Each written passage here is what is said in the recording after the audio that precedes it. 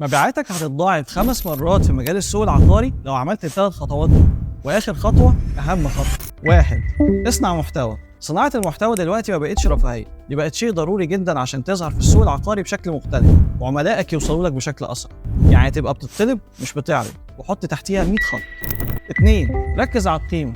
طالما قدرت انك تصنع محتوى يبقى خلينا نصنعه صح، وخلي كل فيديو هتنزله يبقى بيقدم قيمه يستفاد منها اللي بيتفرج عليك وبيتابعك.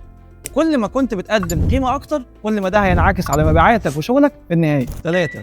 الاستمرارية، ودي آخر خطوة وأهم خطوة، لأنك لما بتبدأ تصنع محتوى وتركز على القيمة فأنت حققت 80% من عوامل النجاح، لكن في 20% بتتلخص في الاستمرارية والتطوير، ودي اللي من غيرها بتهد كل اللي بنيته. كده أنت معاك شفرة مكونة من 3 خطوات هتغير حياتك العملية وكمان المهنية لو طبقتها صح.